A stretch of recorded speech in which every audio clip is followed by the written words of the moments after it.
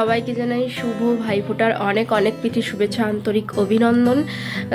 তো আমি ইন্ট্রোটা অনেক পরেই শ্যুট করছি মামার বাড়ি এসে, কারণ ওখানে প্রথম কথা অনেকটা তাড়াহুড়োর মধ্যে ছিলাম, আর দ্বিতীয় কথা আমি কাল রাতের থেকে হঠাৎ জ্বর। তো মানে একজন ভাইকে মানে আমার মামার ছেলেকে ফোঁটাই দিতে পারিনি এবারে, মানে আমার এত শরীর খারাপ, সকালে আসবার কথা ছিল। তো ও যেহেতু মামার বাড়ি যাবে, ওর মামার বাড়িটা একটু দূরে বর্ধমানের দিকে, ওকে ট্রেন ধরতে হবে, যার জন্য মানে মামার বাড়ি থেকে ফোন করে বলা হয়েছিল যে তোকে এবারে, তুই তো প্রত্যেক বছরে দিস, এবারে দিতে হবে না, হ্যাঁ শরীর যখন ভালো নেই। আর সত্যি কথা বলতে গলা শুনিয়ে তোমরা বুঝতে পারছো আমার অবস্থাটা কি। মানে সকালবেলা উঠে আমি ভাবছি আমি কী করে স্নান করব, যদি স্নান করি আবার যদি জ্বর এসে যায় তখন আর এক কাণ্ড হবে। তো যাই হোক, কোনো রকমভাবে ওখানে ভাইফোঁটাটা দিয়েছি, দিয়ে এবার মামার বাড়িতে এসেছি। মামাকে এই মাসির ছেলেকে দেবো আর দাদুকে দেবো। দাদুর অবস্থাটা তো তোমাদের তো জানানোই হয়নি যে দাদুর মাঝখানে মানে ভাইফোঁটার যে আগের রোববারটা গেছিলো সেই রোববারটার অবস্থা খুবই খারাপ ছিল, বাড়িতে স্যালাইন দেওয়া হয়েছিল, তখন একটু সুস্থ আছে এখন। তো বিকেলবেলায় চলে যাব ওখানে, কেক টেক কাটার একটা প্ল্যানিং রয়েছে, যেহেতু দাদার কালকে বার্থডে গেছে। কালকের ব্লগটা মানে কালকে হচ্ছে 2 নভেম্বর, আমরা কালকে নৈহাটি গিয়েছিলাম। তো কালকের ব্লগটা বা আজকের ব্লগটা আমি কবে দেবো আমি সত্যি জানি না। শরীর ঠিক হলে অবশ্যই তাড়াতাড়ি দেওয়ার চেষ্টা করব। এখন সবটাই ডিপেন্ড করছে মানে আমি যদি সুস্থ থাকি তাহলে, কারণ আমার গলার আওয়াজ শুনেই বুঝতে পারছি আমি পুরোপুরি অসুস্থ। মানে হঠাৎ করেই একদম বলতে গেলে মানে কিছুই ছিল না, হট করে একদম জ্বর এসে গেল রাত্রিবেলা। আবার মানে আমাকে রীতিমতো এখন ওষুধপত্র নিয়ে আসতে হয়েছে এখানে, এমন অবস্থা হয়েছে। তো ভিডিওটি ভালো লাগলে অবশ্যই একটু লাইক করে দিও, আর আমার চ্যানেলটি অবশ্যই সাবস্ক্রাইব করে দিও। সকলকে জানাই শুভ ভাইফোঁটার অনেক অনেক শুভেচ্ছা। সকাল সকাল প্লেটে মিষ্টি সাজিয়ে গুছিয়ে কিন্তু আমার এই ছোট্ট ভাইফোঁটাকে ফোঁটা দিয়ে আমার ভাইফোঁটার সকাল শুরু করছি। আমার এই ছোট্ট ভাইটা একটু অশান্ত হওয়ায় একটু অসুবিধা হচ্ছিল ভাইফোঁটা দিতে, কিন্তু কিছুক্ষণ পরে শান্তিতে ও কিন্তু ভাইফোঁটা নিয়েছে। আর যেহেতু প্লেটে অতগুলো মিষ্টি সাজানো আছে, মিষ্টি খেতে কিন্তু ও দারুণ ভালোবাসে, তাই মিষ্টির লোভে খানিকক্ষণের জন্য কিন্তু চুপচাপ বসেও গিয়েছিল বলা যেতে পারে।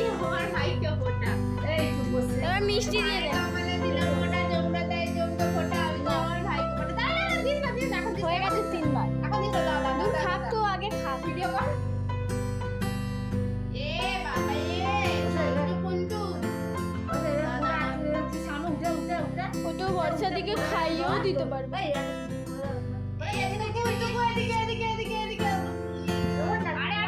এখন গিফট পাওয়ার আনন্দে আমার 4 পায়ের এই ছোট্ট ভাইটা কিন্তু দারুণ খুশি।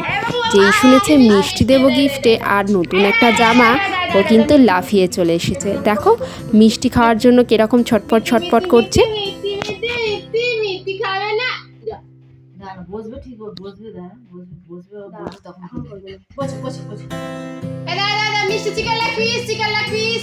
ও ভাবছে কি হচ্ছে,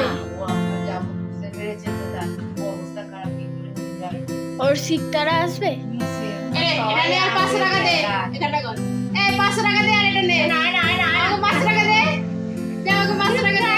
আমি কত দিয়ে পাবো, তোকে কামড়াবো, ওটাই আমার দিবা।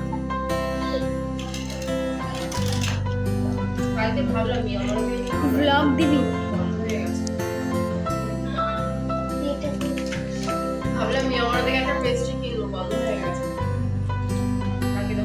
কি করবি? মিয়ামর থেকে নিয়েছিস তো এই কেকটা? হ্যাঁ মিয়ামর থেকেই নিয়েছি। কেমন হয়েছে দেখতে? আমি জানি না, চাকে গেলে দেখতে পাবো। আরে ফটোটা দিয়েছিস তো? কখন যাবি আনতে? মামার সাথে?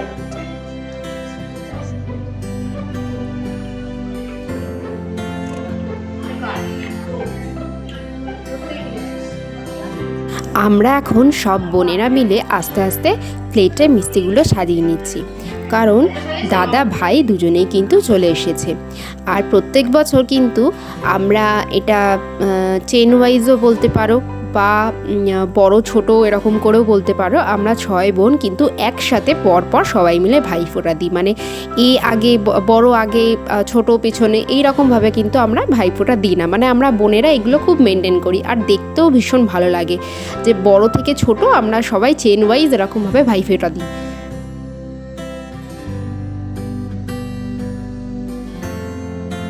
আমি যেহেতু পরিবারের বড় মেয়ে, সব দিক থেকেই বড় মেয়ে, তাই আমাকে দিয়েই কিন্তু প্রথম বোনেদের মধ্যে ভাইফোঁটাটা দিয়ে শুরু হয়। তারপর থাকে পিসিরা।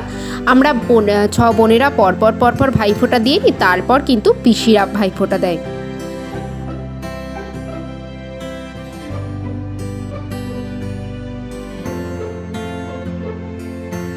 প্রত্যেক বছর এই ভাইফোঁটা দিনটার জন্য আমরা 6টা বোন বা পৃথিবীর প্রত্যেকটা বোনই নিশ্চয়ই অপেক্ষা করে থাকে। প্রত্যেকটা ভাই বা দাদারাও কিন্তু অপেক্ষা করে থাকে।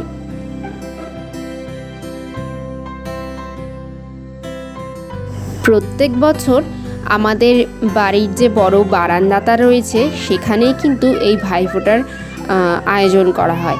কিন্তু এবারে বারান্দায় যেহেতু অনেক জিনিসপত্র রয়েছে, নিচের ঘরটা যেহেতু সারাই হচ্ছে, তার জন্য নিচের ঘরটা সারাই হচ্ছে মানে হয়ে গিয়েছে। তো নিচের ঘরটা যেহেতু ফাঁকা রয়েছে, খাট বিছানা কোনো কিছুই নেই, সব কিছু সরিয়ে দেওয়া হয়েছে, যার জন্য ওইখানেই আমরা এবারে আয়োজনটা করলাম।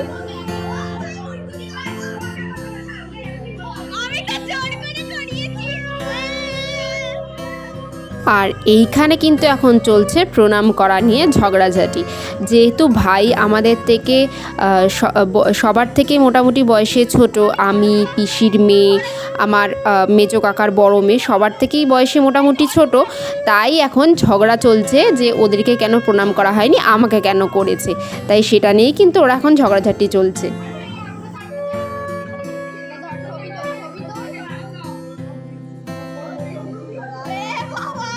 আর আমরা সব বোনেরা মোটামুটি অপেক্ষা করে আছি কখন এই ভাইফোঁটার পর্ব শেষ হবে আর দাদা আর ভাই সবাইকে সবার পছন্দের মিষ্টিগুলো ভাগ করে দেবে বলে।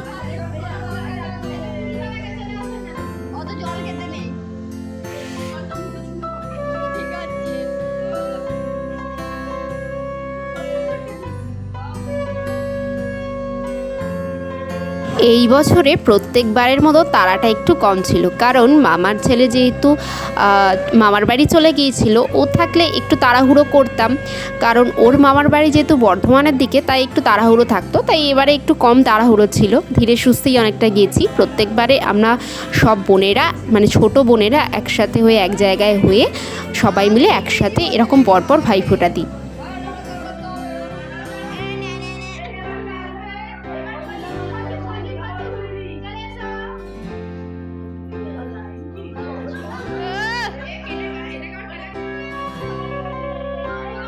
এবার চলছে সব থেকে ছোট যে বোনগুলো রয়েছে তাদের দিয়ে ভাইফোঁটা দেওয়ার পালা। তারা তো বয়সে মানে এই যে বোন দিচ্ছে সেই বোন হচ্ছে ছোটো কাকার মেয়ে, তারপরেই রয়েছে কিন্তু মেজো কাকার ছোট মেয়ে।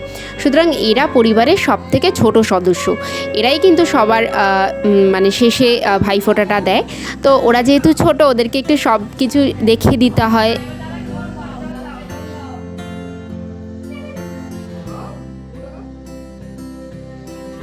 আমরা বড় সদস্যরা মানে বড় যে বোনেরা রয়েছি তারা কিন্তু ভাইফোঁটার কিছু নিয়ম ভুলভাল করলেও এই ছোট সদস্যগুলো কিন্তু কোনো রকমভাবেই নিয়মগুলো ভুলভাল করছে না।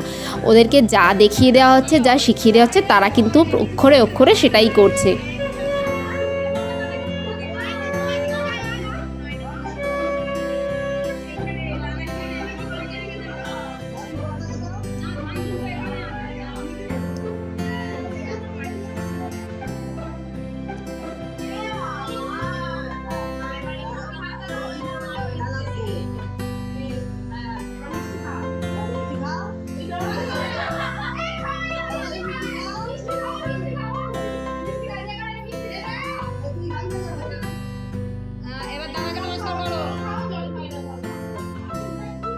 ছোট কাকার মেয়ে এবং এখন যে ভাইফোঁটা দিচ্ছে যে বোনটি, তার মধ্যে কিন্তু বয়সের ফারাক মাত্র 5 দিনের।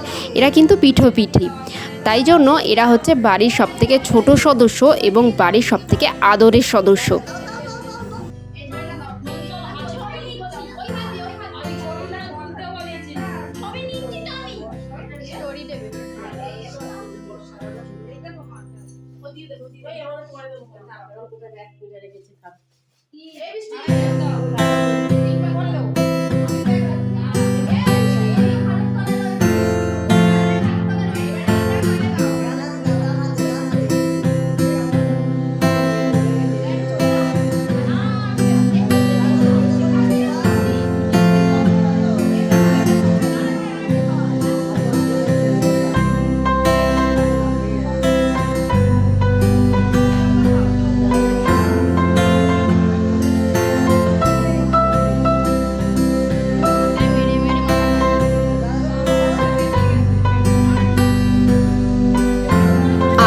বাড়ির ভাইফোঁটা পর্ব শেষ করে আমরা কিন্তু এখন চলে যাচ্ছি মামার বাড়িতে।